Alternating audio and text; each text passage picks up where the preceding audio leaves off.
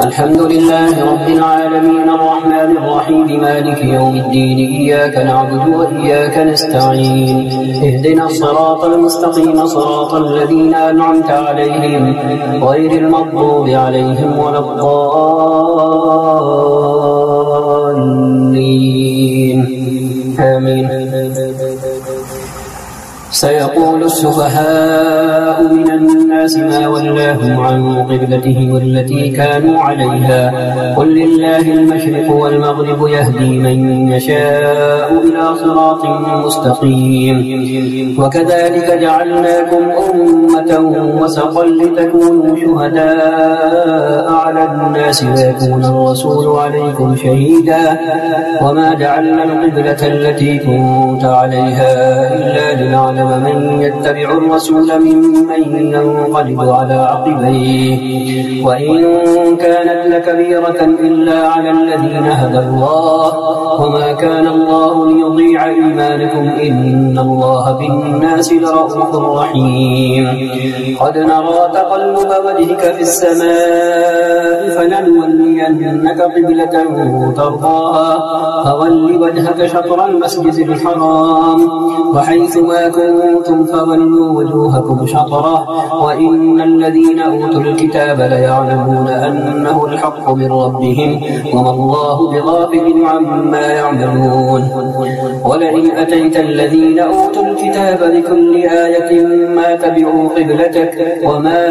أنت بتابع قبلتهم وما بعضهم بتابع قبلة بعض ولئن اتبعت أهواءهم من بعد ما جاءك من العلم إنك إذا لمن الظالمين. الذين آتيناهم الكتاب يعرفونه كما يعرفون أبناءهم وإن فريقا منهم ليكتمون الحق وهم يعلمون. الحق من ربك فلا تكونن من الممترين. ولكل وجهة هو موليها فاستبقوا الخيرات أينما تكونوا يأتي بكم الله جميعا إن الله على كل شيء قدير. ومن حيث خرجت فول وجهك شطر المسجد الحرام وإنه للحق من ربك وما الله بغافل عما تعملون. ومن حيث خرجت فول وجهك شطر المسجد الحرام وحيث ما كنتم فولوا وجوهكم شطره لئلا يكون للناس عليكم حجة إلا الذين ظلموا منهم فلا تخشوهم واخشوني ولأتم نعمتي عليكم ولعلكم تهتدون. كما أرسلنا فيكم رسولا منكم يتلو عليكم آياتنا ويزكيكم ويعلمكم الكتاب والحكمة ويعلمكم ما لم تكونوا تعلمون. فاذكروني أذكركم واشكروني ولا تكفرون. يا أيها الذين آمنوا استعينوا بالصبر والصلاة إن الله مع الصابرين. فاذكروني أذكركم واشكروني ولا تكفرون. يا أيها الذين آمنوا استعينوا بالصبر والصلاة إن الله مع الصابرين. ولا تقولوا لمن يقتل في سبيل الله أموات بل أحياء ولكن لا تشكرون. ولنبلونكم بشيء من الخوف والجوع ونقص من الأموال والأنفس والثمرات وبشر الصابرين الذين إذا أصابتهم مصيبة قالوا إنا لله وإنا إليه راجعون. أولئك عليهم صلوات من ربهم ورحمة وأولئك هم المهتدون. إن الصفا والمروة من شعائر الله فمن حج البيت أو اعتمر فلا جناح عليه أن يطوف بهما ومن تطوع خيرا فإن الله شاكر عليم. إن الذين يكتمون ما أنزلنا من البينات والهدى من بعد ما بيناه للناس في الكتاب أولئك يلعنهم الله ويلعنهم اللاعنون إلا الذين تابوا وأصلحوا وبينوا فأولئك أتوب عليهم وأنا التواب الرحيم. إن الذين كفروا وماتوا وهم كفار أولئك عليهم لعنة الله والملائكة والناس أجمعين خالدين فيها لا يخفف عنهم العذاب ولا هم ينظرون. وإلهكم إله واحد لا إله إلا هو الرحمن الرحيم. إن في خلق السماوات والأرض واختلاف الليل والنهار والفلك التي تجري في البحر بما ينفع الناس وما أنزل الله من السماء من ماء فأحيا به الأرض بعد موتها وبث فيها من كل دابة وتصريف الرياح والسحاب المسخر بين السماء والأرض لآيات لقوم يعقلون. ومن الناس من يتخذ من دون الله أندادا يحبونهم كحب الله والذين آمنوا أشد حبا لله ولو يرى الذين ظلموا إذ يرون العذاب أن القوة لله جميعا وأن الله شديد العذاب إذ تبرأ الذين اتبعوا من الذين اتبعوا ورأوا العذاب وتقطعت بهم الأسباب. وقال الذين اتبعوا لو أن لنا كرة فنتبرأ منهم كما تبرأوا منا كذلك يريهم الله أعمالهم حسرات عليهم وما هم بخالدين من النار. يا أيها الناس كلوا مما في الأرض حلالا طيبا ولا تتبعوا خطوات الشيطان إنه لكم عدو مبين. إنما يأمركم بالسوء والفحشاء وأن تقولوا على الله ما لا تعلمون. وإذا قيل لهم اتبعوا ما أنزل الله قالوا بل نتبع ما ألفينا عليه آباءنا أولو كان آباؤهم لا يعقلون شيئا ولا يهتدون. ومثل الذين كفروا كمثل الذي ينعق بما لا يسمع إلا دعاء ونداء صم بكم عمي فهم لا يعقلون. يا أيها الذين آمنوا كلوا من طيبات ما رزقناكم واشكروا لله إن كنتم إياه تعبدون. إنما حرم عليكم الميتة والدم ولحم الخنزير وما أهل به لغير الله فمن اضطر غير باغ ولا عاد فلا إثم عليه إن الله غفور رحيم. إن الذين يكتمون ما أنزل الله من الكتاب ويشترون به ثمنا قليلا أولئك ما يأكلون في بطونهم إلا النار ولا يكلمهم الله يوم القيامة ولا يزكيهم ولهم عذاب أليم. أولئك أولئك الذين اشتروا الضلالة بالهدى والعذاب بالمغفرة فما أصبرهم على النار ذلك بأن الله نزل الكتاب بالحق وإن الذين اختلفوا في الكتاب لفي شقاق بعيد ليس البر أن تولوا وجوهكم قبل المشرق والمغرب ولكن البر من آمن بالله واليوم الآخر والملائكة والكتاب والنبيين وآتى المال على حبه ذوي القربى واليتامى والمساكين وابن السبيل والسائلين وفي الرقاب وأقام الصلاة وآتى الزكاة والموفون بعهدهم إذا عاهدوا والصابرين في البأساء والضراء وحين البأس أولئك الذين صدقوا وأولئك هم المتقون يا أيها الذين آمنوا كتب عليكم القصاص في القتلى الحر بالحر والعبد بالعبد والأنثى بالأنثى فمن عفي له من أخيه شيء فاتباع بالمعروف وأداء إليه بإحسان ذلك تخفيف من ربكم ورحمة فمن اعتدى بعد ذلك فله عذاب أليم ولكم في القصاص حياة يا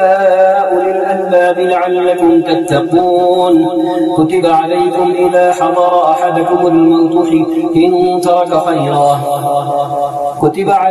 إذا حضر أحدكم الموت إن ترك خيرا الوصية للوالدين والأقربين بالمعروف حقا على المتقين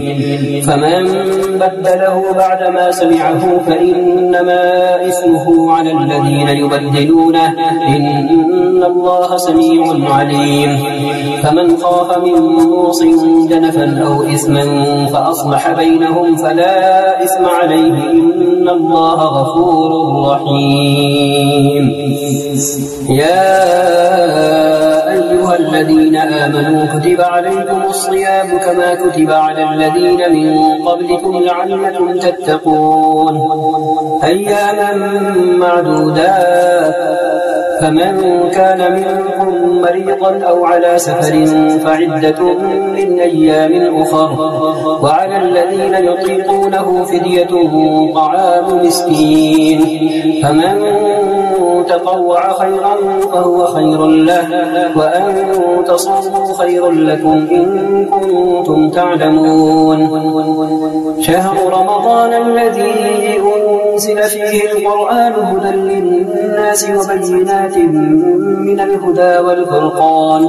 فمن شهد منكم الشهر فليصم ومن كان مريضا أو على سفر فعدة من أيام أخر يريد الله بكم اليسر ولا يريد بكم العسر ولتكملوا العدة ولتكبروا الله على ما هداكم ولعلكم تشكرون وإذا سألك عبادي عني فإني قريب أجيب دعوة الداعي إذا دعاني فليستجيبوا لي وليؤمنوا بي لعلهم يرشدون أحل لكم ليلة الصيام الرفث إلى نسائكم هن لباس لكم وأنتم لباس لهن علم الله أنكم كنتم تختانون أنفسكم فتاب عليكم وعفى عنكم فالآن باشروهن وابتغوا ما كتب الله لكم وكلوا واشربوا حتى يتبين لكم الخيط الأبيض من الخيط الأسود من الفجر ثم أتموا الصيام إلى الليل ولا تباشروهن وأنتم عاكفون في المساجد تلك حدود الله فلا تقربوها كذلك يبين الله آياته للناس لعلهم يتقون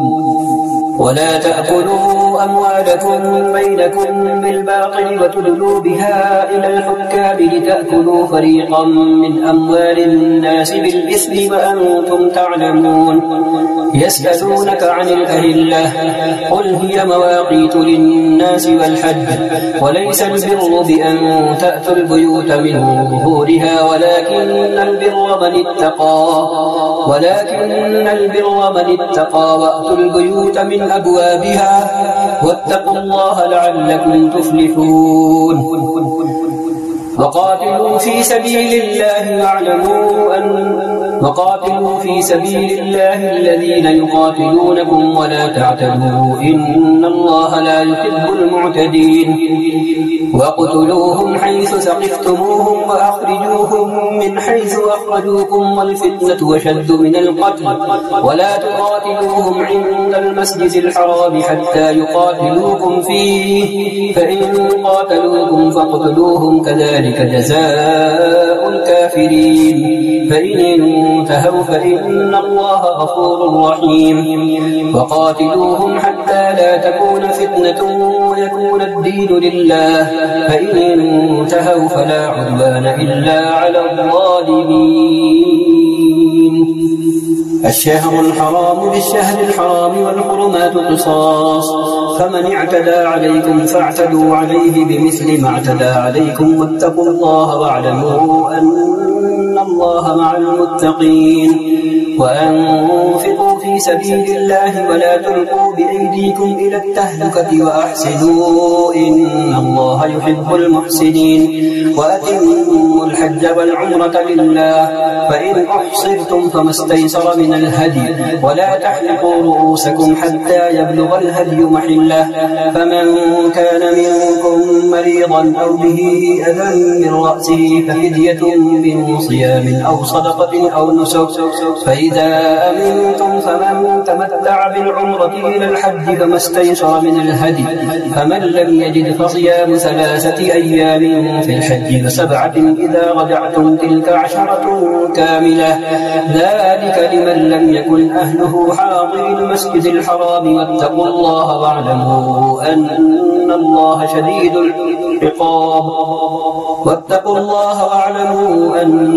شديد العقاب.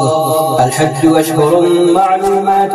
فمن فرض فيهن الحج فلا رفث ولا فسوق ولا جدال في الحج وما تفعلوا من خير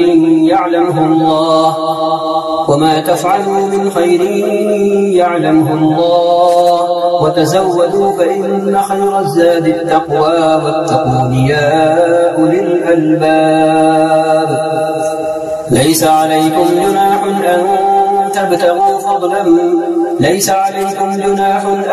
تبتغوا فضلا من ربكم فإذا أفضتم من عرفات فاذكروا الله عند المشعر الحرام واذكروه كما هداكم وإن كنتم من قبله لمن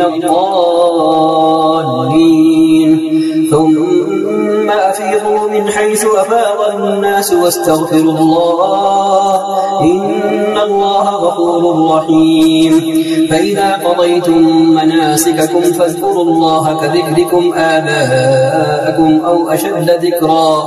فمن الناس من يقول ربنا آتنا في الدنيا وما له في الآخرة من خلاق ومنهم من يقول ربنا آتنا في الدنيا حسنة وفي الآخرة حسنة وقنا عذاب النار أولئك لهم نصيب مما كسبوا والله سريع الحساب.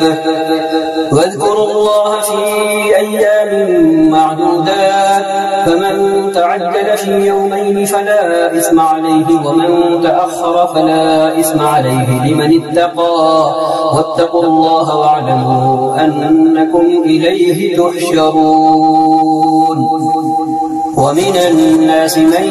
يعجبك قوله في الحياة الدنيا ويشهد الله على ما في قلبه وهو ألد الخصام وإذا تولى سعى في الأرض ليفسد فيها ويهلك الحرث والنسل والله لا يحب الفساد. وإذا قيل له اتق الله أخذته العزة بالإثم فحسبه جهنم ولبئس المهاد. ومن الناس من يشري نفسه ابتغاء مرضات الله والله رؤوف بالعباد. يا أيها الذين آمنوا ادخلوا في السلم كافة ولا تتبعوا خطوات الشيطان إنه لكم عدو مبين. فإن زللتم من بعد ما جاءتكم البينات فاعلموا أن الله عزيز حكيم. هل ينظرون إلا أن يأتيهم الله في ظلل من الغمام والملائكة وقضي الأمر وإلى الله ترجع الأمور. سل بني إسرائيل كم آتيناهم من آية بينة ومن يبدل نعمة الله من بعد ما جاءته فإن الله شديد العقاب. زين للذين كفروا الحياة الدنيا ويسخرون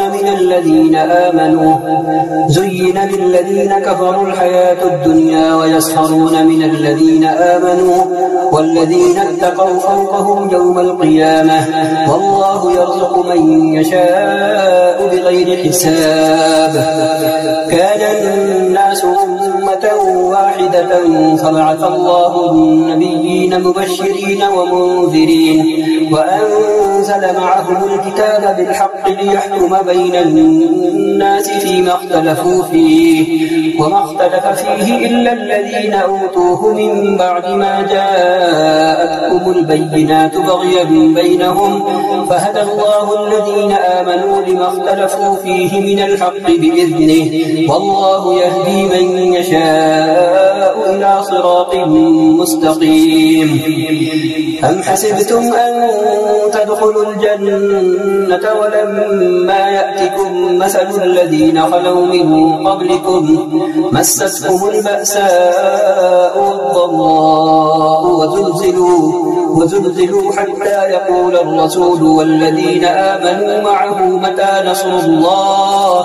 ألا إن نصر الله قريب.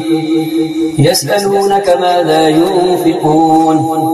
قل ما أنفقتم من خير فللوالدين والأقربين واليتامى والمساكين وابن السبيل وما تفعلوا من خير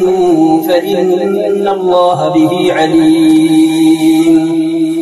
كتب عليكم القتال وهو كره لكم وعسى أن تكرهوا شيئا وهو خير لكم وعسى أن تحبوا شيئا وهو شر لكم والله يعلم وأنتم لا تعلمون. يسألونك عن الشهر الحرام قتال فيه قل قتال فيه كبير وصد عن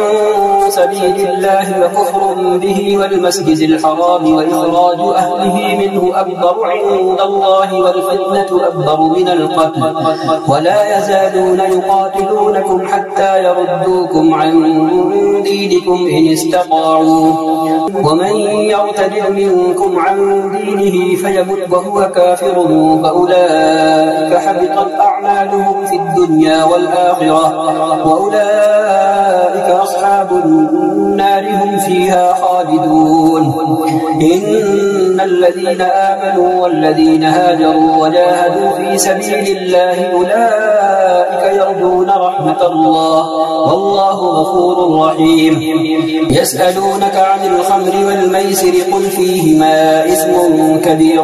ومنافع للناس وإثمهما أكبر من نفعهما ويسألونك ماذا ينفقون قل العفو كذلك يبين الله لكم الآيات لعلكم تتفكرون في الدنيا والآخرة. ويسألونك عن اليتامى قل إصلاح لهم خير وإن تخالطوهم فإخوانكم والله يعلم المفسد من المصلح ولو شاء الله لأعنتكم إن الله عزيز حكيم. ولا تنكحوا المشركات حتى يؤمنوا ولأمة مؤمنة خير من مشركة ولو أعجبتكم ولا تنكحوا المشركين حتى يؤمنوا ولعبد مؤمن خير من مشرك ولو أعجبكم أولئك يدعون إلى النار والله يدعو إلى الجنة والمغفرة بإذنه ويبين آياته للناس لعلهم يتذكرون ويسألونك عن المحيض قل هو أذى فاعتزلوا النساء في المحيض ولا تقربوهن حتى يطهرن فإذا تطهرن فأتوهن من حيث أمركم الله إن الله يحب التوابين ويحب المتطهرين نساؤكم حرث لكم فأتوا حرثكم أنى شئتم وقدموا لأنفسكم واتقوا الله واعلموا أنكم ملاقوه وبشر المؤمنين ولا تجعلوا الله عرضة لأيمانكم أن تبروا وتتقوا وتصلحوا بين الناس والله سميع عليم لا يؤاخذكم الله باللغو في أيمانكم ولكن يؤاخذكم بما كسبت قلوبكم والله غفور حليم للذين يؤلون من نسائهم تربص 4 أشهر فإن فاءوا فإن الله غفور رحيم وإن عزموا الطلاق فإن الله سميع عليم والمطلقات يتربصن بأنفسهن 3 قروء ولا يحل لهن أن يكتمن ما خلق الله في أرحامهن إن كن يؤمن بالله واليوم الآخر وبعولتهن أحق بردهن في ذلك إن أرادوا إصلاحا ولهن مثل الذي عليهن بالمعروف وللرجال عليهن درجة والله عزيز حكيم الطلاق 2 فإمساك بمعروف أو تسريح بإحسان ولا يحل لكم أن تأخذوا مما آتيتموهن شيئا إلا أن يخافا ألا يقيما حدود الله فإن خفتم ألا يقيما حدود الله فلا جناح عليهما فيما افتدت به تلك حدود الله فلا تعتدوها ومن يتعد حدود الله فأولئك هم الظالمون فإن طلقها فلا تحل له من بعد حتى تنكح زوجا غيره فإن طلقها فلا جناح عليهما أن يتراجعا إن ظنا أن يقيما حدود الله وتلك حدود الله يبينها لقوم يعلمون وإذا طلقتم النساء فبلغن أجلهن فأمسكوهن بمعروف أو سرحوهن بمعروف ولا تمسكوهن ضرارا لتعتدوا ومن يفعل ذلك فقد ظلم نفسه ولا تتخذوا آيات الله هزوا واذكروا نعمة الله عليكم وما أنزل عليكم من الكتاب والحكمة يعظكم به واتقوا الله واعلموا أن الله بكل شيء عليم وإذا طلقتم النساء فبلغن أجلهن فلا تعضلوهن أن ينكحن أزواجهن إذا تراضوا بينهم بالمعروف ذلك يوعظ به من كان منكم يؤمن بالله واليوم الآخر ذلكم أزكى لكم وأطهر والله يعلم وأنتم لا تعلمون والوالدات يرضعن أولادهن حولين كاملين لمن أراد أن يتم الرضاعة وعلى المولود له رزقهن وكسوتهن بالمعروف لا تكلف نفس إلا وسعها لا تضار والدة بولدها ولا مولود له بولده وعلى الوارث مثل ذلك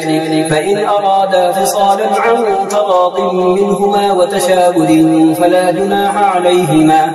وإن أردتم أن تسترضعوا أولادكم فلا جناح عليكم إذا سلمتم ما آتيتم بالمعروف واتقوا الله واعلموا أن الله بما تعملون بصير والذين يتوفون منكم ويذرون أزواجا يتربصن بأنفسهن 4 أشهر وعشرا فإذا بلغن أجلهن فلا جناح عليكم فيما فعلن في أنفسهن بالمعروف والله بما تعملون خبير ولا جناح عليكم فيما عرضتم به من خطبة النساء أو أكننتم في أنفسكم علم الله أنكم ستذكرونهن ولكن لا تواعدوهن سرا إلا أن تقولوا قولا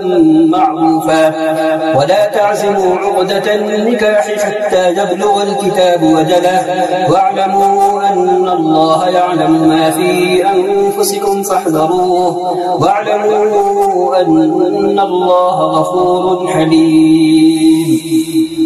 لا جناح عليكم إن طلقتم النساء ما لم تمسوهن أو تفرضوا لهن فريضة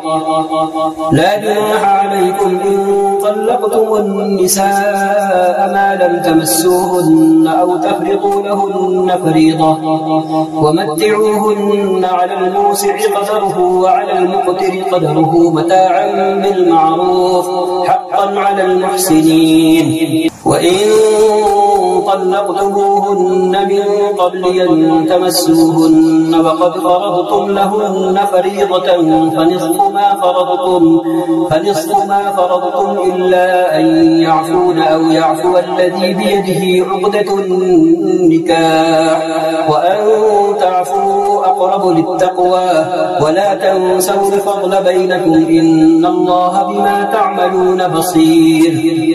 حافظوا على الصلوات والصلاة الوسطى وقوموا لله قانتين فإن خفتم فرجالا أو ركبانا فإذا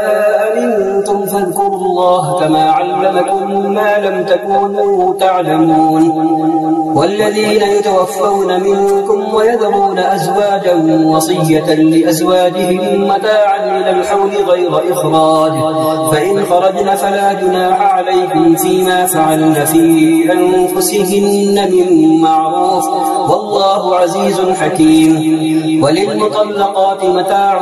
بالمعروف حقا على المتقين كذلك يبين الله لكم آياته لعلكم تعقلون ألم تر إلى الذين خرجوا من ديارهم وهم ألوف حذر الموت فقال لهم الله موتوا ثم أحياهم إن الله لذو فضل على الناس ولكن أكثر الناس لا يشكرون وقاتلوا في سبيل الله واعلموا أن الله سميع عليم من ذا الذي يقرض الله قرضا حسنا فيضاعفه له أضعافا كثيرة والله يقبض ويبسط وإليه ترجعون ألم تر إلى الملأ من بني إسرائيل من بعد موسى إذ قالوا لنبي له ابعث لنا ملكا نقاتل في سبيل الله قال هل عسيتم إن كتب عليكم القتال ألا تقاتلوا قالوا وما لنا ألا نقاتل في سبيل الله وقد أخرجنا من ديارنا وأبنائنا فلما كتب عليهم القتال تولوا إلا قليلا منهم والله عليم بالظالمين وقال لهم نبيهم إن الله قد بعث لكم طالوت ملكا قالوا أنى يكون له الملك علينا ونحن أحق بالملك منه ولم يؤت سعة من المال. قال إن الله اصطفاه عليكم وزاده بسطة في العلم والجسم والله يؤتي ملكه من يشاء والله واسع عليم. وقال لهم نبيهم إن آية ملكه أن يأتيكم التابوت فيه سكينة من ربكم وبقية مما ترك آل موسى وآل هارون تحمله الملائكة إن في ذلك لآية لكم إن كنتم مؤمنين. فلما فصل طالوت بالجنود قال إن الله مبتليكم بنهر فمن شرب منه فليس مني ومن لم يطعمه فإنه مني إلا من اغترف غرفة بيده فشربوا منه إلا قليلا منهم. فلما جاوزه هو والذين آمنوا معه قالوا لا طاقة لنا اليوم بجالوت وجنوده. قال الذين يظنون أنهم ملاقو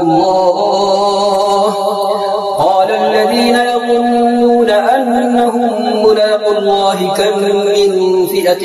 قليلة غلبت فئة كثيرة بإذن الله والله مع الصابرين. ولما برزوا بجالوت وجنوده قالوا ربنا أفرغ علينا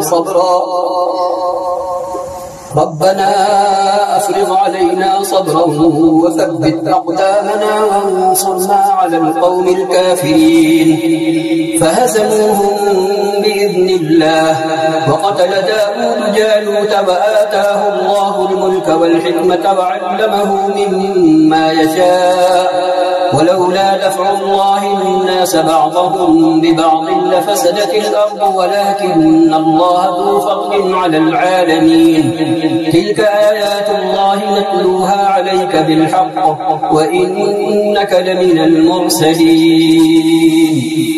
صدق الله العظيم وصدق رسوله النبي الكريم ونحن على ذلك من الشاهدين. وصلى الله وسلم على سيدنا ونبينا محمد خاتم النبيين والمرسلين وعلى آله وصحبه ومن تبعهم بإحسان إلى يوم الدين.